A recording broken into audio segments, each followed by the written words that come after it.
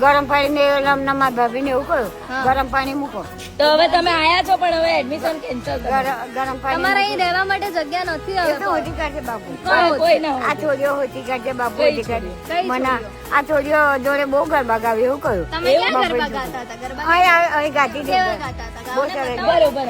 શું લાયા તમે અમારમાં? અમારમાં ત્યાં અમદાવાદ થી લાયેલી કહ્યું. અને શું કહેવાય? ખબર ન જે હોય અમને નહીં ભાવતું આ મોડું લાગે અમને તો બધું સારું સારું ખાવે એટલે ના ભાવે.